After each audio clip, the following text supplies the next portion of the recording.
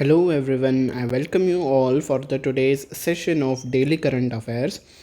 जो भी सेशन में नए जुड़ रहे हैं मैं उनको इस सेशन के बारे में थोड़ी सी जानकारी दे देता हूँ कि हम कैसे अपने सेशन को आगे डिस्कस करते हैं। ठीक है, तो सबसे पहले आपके स्क्रीन के ऊपर एक क्वेश्चन आता है, आप उसका आंसर देते हो और उसके बाद मैं आपको ब्रीफ में उस क्वेश्चन के रिगार्डिंग थोड़ी सी इन्फॉर्मेशन देता हूँ। ठीक है जी।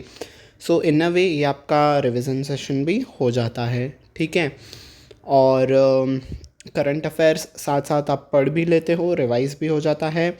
जिन लोगों ने पहले से पढ़ा है उनके लिए ये क्विज़ फॉर्म में एक क्विज़ सेशन भी हो जाता है। ओवर एंड ऑल ये सबके लिए यूज़फुल सेशन प्रूव होता है। ठीक है जी, तो कुछ इस तरीके से हम आगे बढ़ते हैं। तो the very first question is on your screen. क्या कहता है आपका पहला क्वेश्चन?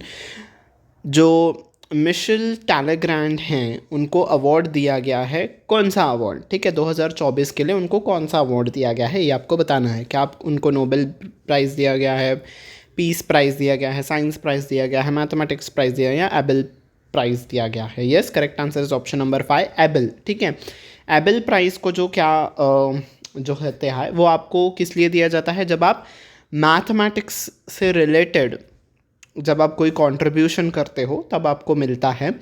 और एबेल प्राइज़ को मैथमेटिक्स का नोबेल प्राइज़ भी माना जाता है। ठीक है, मैथमेटिक्स का आपको नोबेल प्राइज़ भी माना जाता है एबेल प्राइज़ को। ठीक है, तो यस, इनको एबेल प्राइज़ मिला है। किसके लिए? इन्होंने स्टैटिस्टिक्स और प्रोबेबिलिटी में जो आपकी ब्रांच होती है, आपने पढ़ा होगा स्टैटिस्टिक्स और प्रोबेबिलिटी अपने हाई स्कूल में, कॉलेज में, तो उसमें इन्होंने कुछ न्यू डिस्कवरीज़ की थी, न्यू फाइंडिंग्स की थी, उसके लिए इनको एबेल प्राइज़ मिलेगा 2024 के लिए। ठीक है जी, तो देखा आपने फर्स्ट क्वेश्चन आपने समझ लिया कि हम कैसे डिस्कस करते हैं आगे के सेशन को। आप आंसर करते हो और मैं आपको उसके रिगार्डिंग इन्फॉर्मेशन देते चलता हूँ। ठीक है जी, नेक्स्ट क्वेश्चन, फूल बहादुर ये एक पहली मगही नावल है in English, originally written by Jayant पार्टी। ठीक है, तो ये जो नावल है ये मगही नावल है जिसको इंग्लिश में लिखा गया था।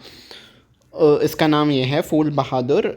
किसने लिखा था? जयंत पार्टी ने। इसको पब्लिश कब किया गया था? ठीक है, मगही आपका एक लैंग्वेज है जिसको माना जाता है कि संस्कृत से भी पहले के टाइम से ये बोली जाती है। यूजुअली बिहार, झारखंड, वेस्ट बंगाल के रीजन्स में ये बात की जाती है। ठीक है, ये बोली जाती है।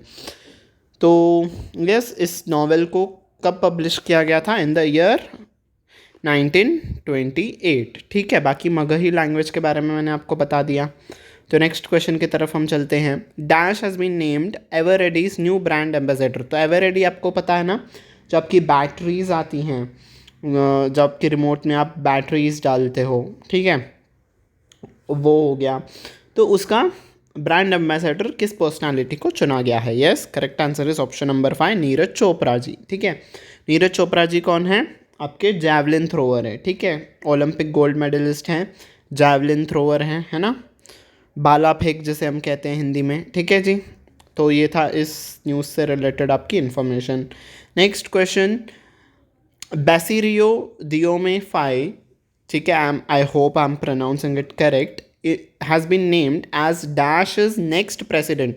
तो इनको किस कंट्री का प्रेसिडेंट चुना गया है? Yes, correct answer is option number 4, Senegal. तो सेनेगल के नए राष्ट्रपति के नाम का चयन किया गया है जिनका नाम है ये। ठीक है जी, सिंपल सी वन लाइनर न्यूज़ हम इसे कह सकते हैं। Next, Luis Montenegro named as dash prime minister. वहाँ पे प्रेसिडेंट था, अब यहाँ पे प्राइम मिनिस्टर है, प्रधानमंत्री। तो लुइस मॉन्टेनग्रो को किस देश का प्रधानमंत्री के तौर पे चुना गया है? Yes, correct answer is option number 4, Portugal. तो ये पोर्टुगल के नए प्रधानमंत्री बनेंगे।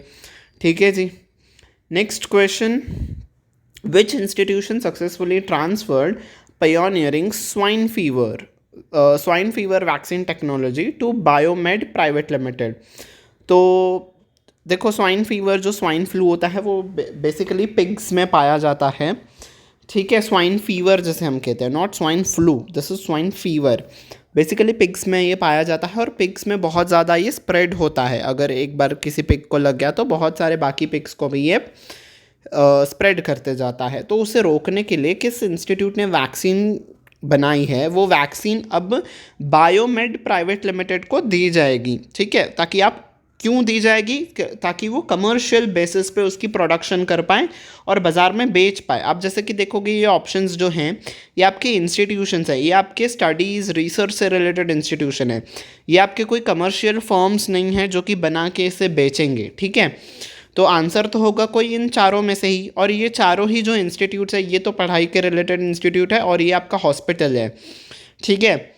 तो ये तो वैक्सीन्स बनाने का इनका काम नहीं है, तो जो वैक्सीन्स बनाएंगी वो ये बनाएंगी, पर जो टेक्नोलॉजी है उसके पीछे जो टेक्नोलॉजी लगाई गई है वो किसी एक इंस्टीट्यूट ने बनाई है। तो कौन सा है वो इंस्टीट्यूट आपको बताना होगा। Yes, correct answer is option number B, Indian Institute of Technology Guwahati, ठीक है।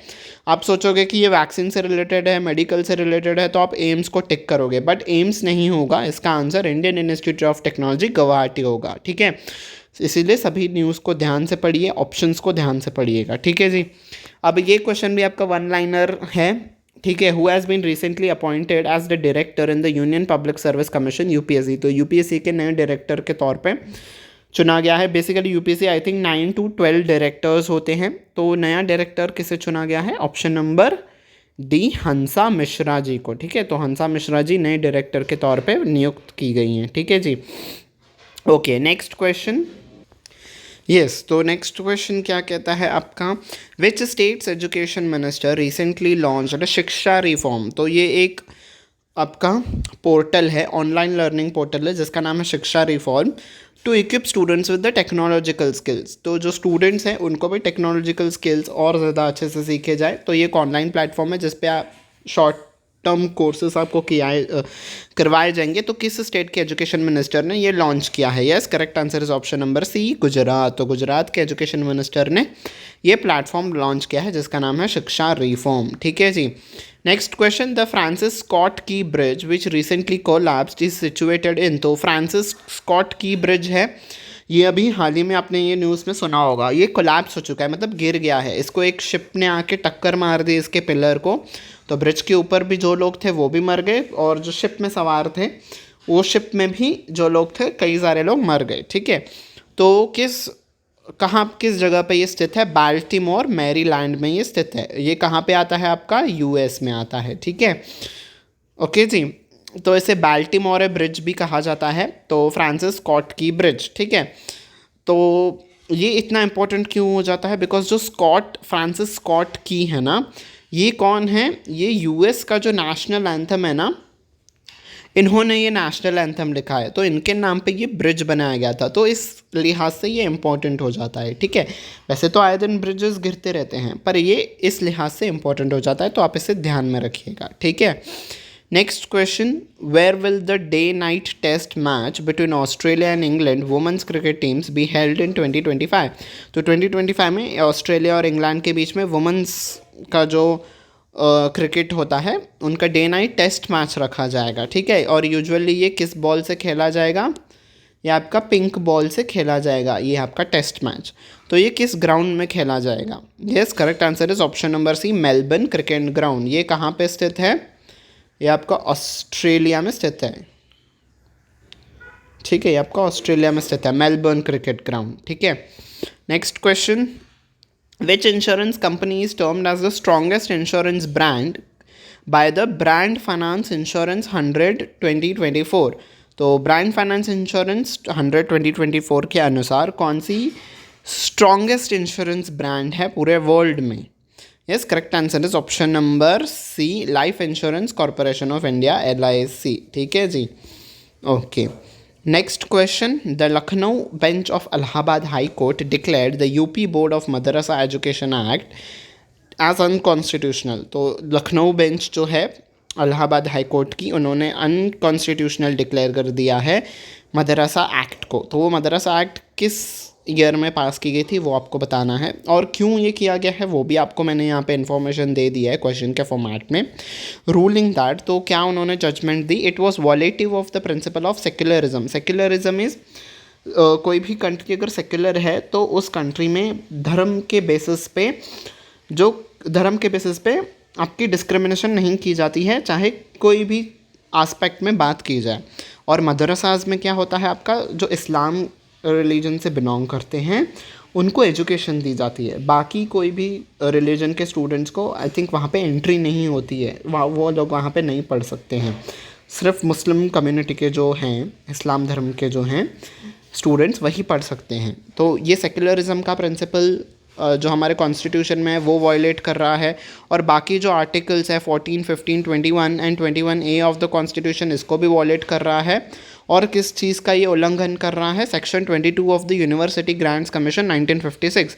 तो सेक्शन 22 जो है यूनिवर्सिटी ग्रांट्स कमीशन यूजीसी का, वो ये कहता है कि यूजीसी के जो एक्रेडिटेड है, मतलब यूजीसी जो एफिलेटेड कॉलेजेस हैं वही डिग्रियां दे सकते हैं। पर यहाँ पे क्या हो रहा है, मदरसास भी डिग्रीज प्रोवाइड कर रहे हैं।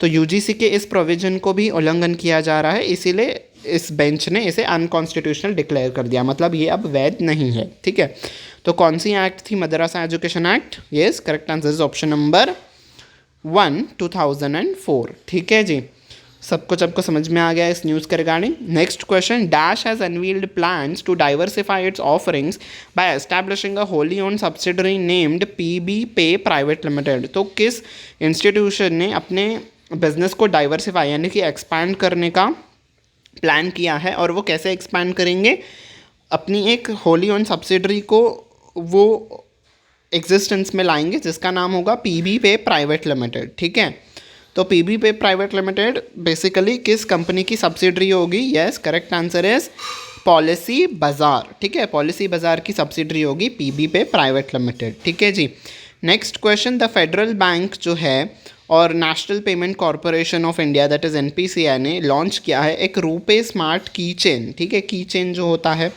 स्मार्ट की चेन लॉन्च किया है उन्होंने for contactless national common mobility card payments at enabled metro station and point of sales terminals.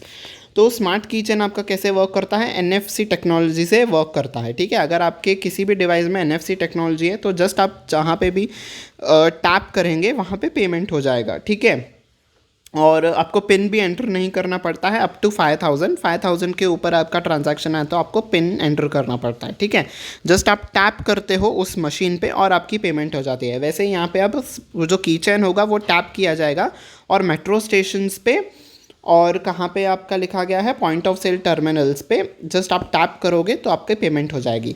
तो उस प्रोडक्ट का नाम क्या है ये आपको बताना है। ठीक है, जो फेडरल बैंक और एनपीसीआई ने लॉन्च किया है। Yes, correct answer is option number 2, flash पे। ठीक है, फ्लैश पे उस प्रोडक्ट का नाम है। ठीक है जी, so yes, thank you very much कि आप मेरे साथ यहाँ तक बने रहे।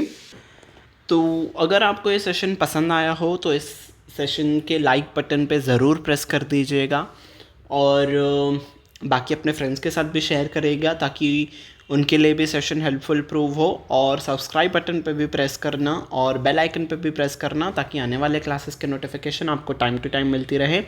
और डिस्क्रिप्शन सेक्शन में आपका टेलीग्राम का लिंक भी होगा जहाँ पे हर रोज़ जो भी आपका ये सेशन होता है उसकी PDF अपलोड की जाती है। ठीक है जी, तो टेलीग्राम चैनल भी ज्वाइन कर लेना। ठीक है, so yes, this was it from my side. Until we meet next time, take very good care of your self. Bye bye everyone.